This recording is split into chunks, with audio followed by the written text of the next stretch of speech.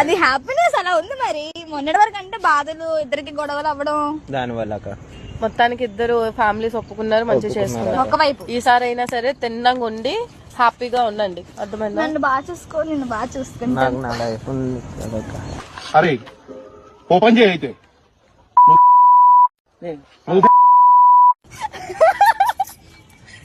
సరే గాని మరి మీ ఇంట్లో పరిస్థితి ఏంటి? భయం వేస్తుంది మాట్లాడాలన్నా. నువ్వే కదా పెళ్లి చేసుకున్నావు, ఒప్పించు. మా అక్కకు కాల్ చేసి మాట్లాడు. నేను మా ఇంట్లో ఒప్పించాను, నువ్వు ఫోన్ చేసి నువ్వు ఒక మాట నువ్వు ఒప్పించని ఆడికే అంటున్నావు. ఇవన్నీ రాదు. మాట్లాడు నాన్న. మా అక్కకు కాల్ చేసి వదినా ఎలా ఉన్నావు ఫస్ట్ నువ్వే మాట్లాడు. అయిపోయింది పని అయిపోయింది, బతికి అయిపోయింది. నీకు కొత్త చెక్కేస్తారులే ఈ రోజంతా. లేదు నువ్వు మాట్లాడు. కాల్ చేసి అక్క వదినా మా అక్క కాల్ చేస్తాను. ఈ టాటూకి మీనింగ్ ఏంట్రా? ఎవడురా నువ్వు? అయితే నువ్వు సరే ఇవన్నీ కాదు, మా అక్క కాల్ చేస్తాను, మాట్లాడు.